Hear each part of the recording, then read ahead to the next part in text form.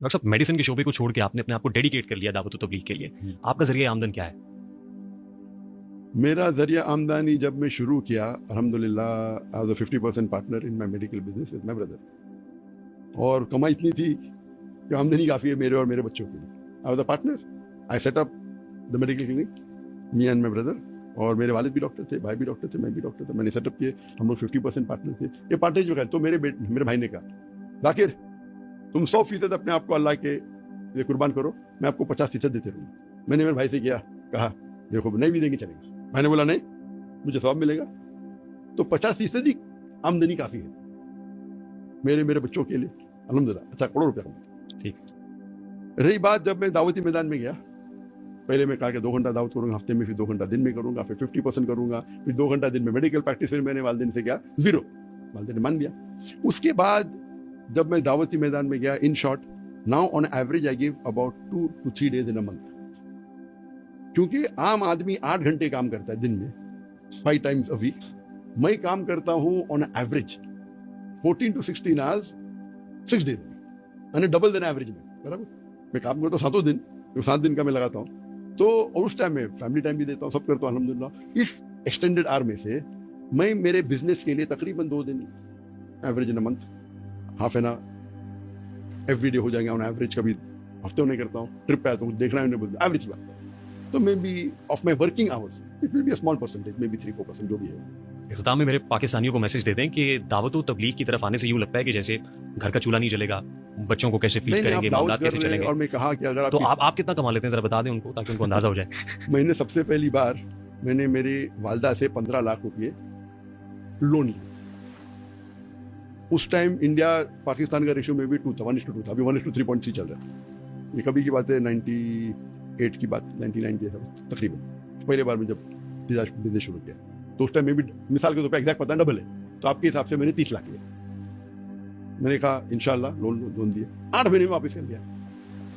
पहले साल में माशाल्लाह 200% ज़्यादा मुनाफा, तो पैसे वापस दे दिया, पैसा मेरा बन गया.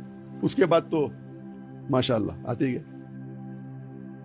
पहले शुरू किया मैंने हमारे इदारे के अंदर, हम बेचते थे इस्लामी किताबें, और आमतौर पर किताबें करते 25% लॉस. कितना? 25% लॉस. और वो माहिर था जो चला रहा था, MBA, अच्छा इंसान था.